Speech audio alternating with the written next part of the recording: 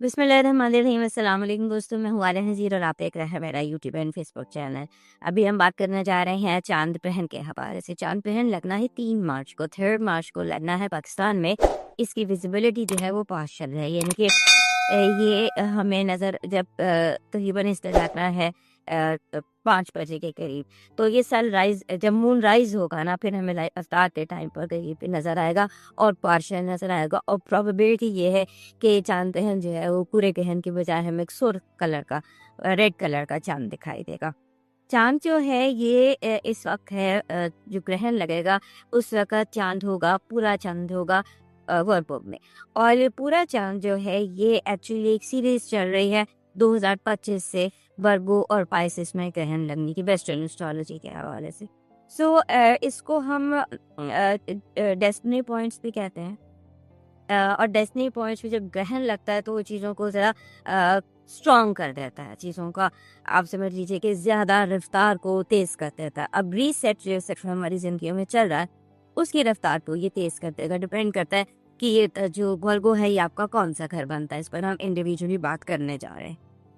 सो यहाँ पर जो बेसिकली वर्गो जो होता है, यहाँ पर आपने जब ये ग्रहण लगता है तो उस वक्त आपने अपने जैसे हर बंदा ही ओवरऑल हर बंदा जो है वो अपने रूटीन्स को, अपनी हैबिट्स को चेक करेगा कि कहाँ उसको इम्प्रूव करने की ज़रूरत है और कहाँ ज़िंदगी में स्ट्रक्चर लैक करता है, कहाँ हमें ज़िंदगी को बेहतर बनाने की ज़रूरत है और हम किस तरह से इसको बेहतर बना सकते हैं।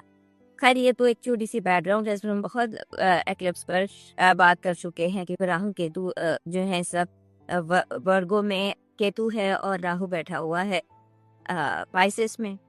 सो ये दोनों जो एक्सेस है ये सारी दुनिया के लिए बहुत इम्पोर्टेंट है, क्योंकि दुनिया में जो हम चेंजेस देख रहे हैं वहाँ पर एंडिंग्स और बिगिनिंग्स का ये सारा इस वक्त खेल चल रहा है। सो एंडिंग्स एंड बिगिनिंग्स जो है वो दे मैटर लॉट, इंडिविजुअली भी, पॉलिटिकली भी और सारी दुनिया।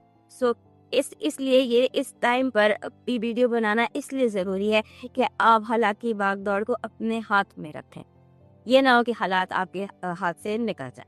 इसके बाद हम कुछ बात कर लेते हैं एक जेंडर। पहली बात तो ये है कि जो इस्लामिक रिचुअल्स के हवाले से बात कर लेते हैं कि एक तो जब मतलब मैं कोई तबलीग नहीं कर रही, मैं आपको सिर्फ नॉलेज पास कर रही कि इसको हमारे जो इस्लाम है उसमें से कोई ख़तरनाक चीज़ नहीं कहा गया, ना तो ये हदीस पर मुबारका है इसके ऊपर ही कि ये किसी डेथ को या डिज़ास्टर को ज़ाहिर नहीं करता। ये एक अल्लाह के कामों में से एक है, ये अल्लाह की निशानियों में से एक है। इसमें वहम करने की, किसी भी किस्म का कोई भी वहम अपने अंदर लाने की ज़रूरत नहीं है। उसके बाद कुछ रिचुअल्स थे जो आप सल्लल्लाहु अलैहि वसल्लम इस टाइम पर किया करते थे, उसमें एक तो नमाज है। कहते हैं कि जब चांद ग्रहण, सूरज ग्रहण लगता है तो उम्मत पर 2 नफल वाजिब हो जाते हैं। सो जब चांद ग्रहण लगता है तो उस वक्त नमाज कसूफ खसूफ जो है वो वाजिब हो जाती है। 2 नफल अदा करने होते हैं और इसके अदा करना जो है बेहतर ही है कि आप ड्यूरिंग जब वो ग्रहण लगा होता है उस टाइम पर नमाज अदा कर लीजिए 2 नफल।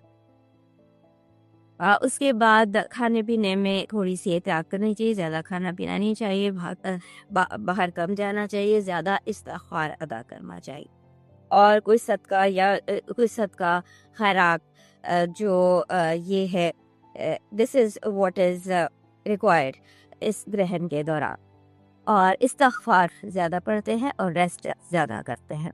उसके बाद ये जो चांद ग्रहण जब भी लगता है, ये बिकॉज़ फेमिनिन एनर्जी है तो ये तमाम फीमेल्स को अफेक्ट करता है वन वे और अनदर, स्पेशली वो ख़वातीन जो प्रेग्नेंट होती है। अब अभी इसको हम वहम नहीं कह सकते, इसको हम इसका कोई इसको हम कोई गलत रंग से हम आपको ये नहीं बता रहे, हम सिर्फ आपको ये बता रहे हैं कि हमारे इस यहाँ पर कुछ ट्रेडिशंस हैं इसके हवाले से, और वो मैं आपको पास ऑन कर देती हूँ। हमारा रिलीजन जो है वो इसको किसी किस्म का इसके बारे में कोई ऐसा नहीं है, सिर्फ ये है कि जब चांद ग्रहण लगे तो आप नमाज कसूक अदा कीजिए, दुआ कीजिए, ज़िक्र कीजिए। सो जो हमारे जनरल जो रिचुअल्स हैं हमारे रिलीजन के हवाले से सबके लिए, वो तो एक ये है कि आप इस दौरान में जब ग्रहण लगा हो, इसके टाइमिंग्स आप नेट पे देख लीजिएगा, सम टाइम अराउंड इफ्तार इस ग्रहण ने लगना है पाकिस्तान।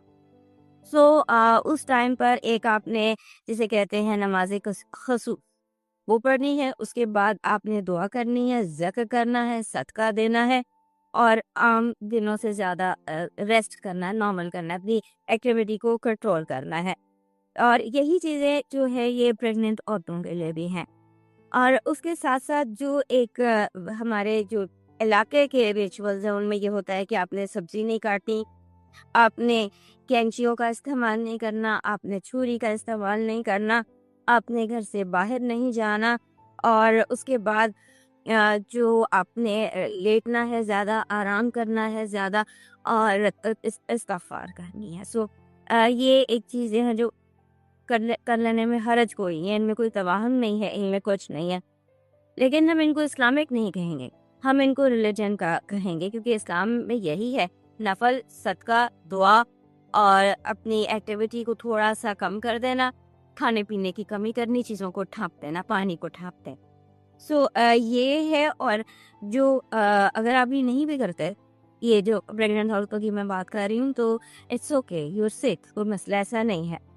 ये देखने की बात है और उसके बाद जैसे हेल्थ जो है ना इस ग्रहण के हवाले से हेल्थ रूटीन वो बहुत ज़्यादा मैटर करते हैं। ग्रहण से 3 तारीख को ग्रहण लगना 2 से हफ्ता पहले अगर आप नोट कर लें, जब से ये ग्रहण सीज़न शुरू हुआ है 17 फरवरी के बाद से आप महसूस करेंगे कि यहाँ पर बीमारी या कुछ ज़्यादा फैल रही है।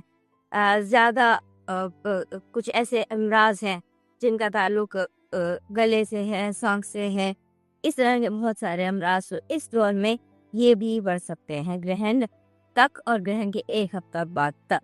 ये जो हेल्थ इश्यूज़ हैं रिगार्डिंग जो भी आपको कोई हेल्थ इश्यू है वो और उसके साथ थोड़ा-सा वेले का और इसका थोड़ा-सा इश्यू हो सकता है। अब चलते हैं इंडिविजुअल साइंस की तरफ क्योंकि हर साइन के लिए ग्रह जो है ये जो ये ग्रहण लग रहा है चांद ग्रहण 3 मार्च को ये आपके destiny point of your career लग 10वें घर पे लग रहा है।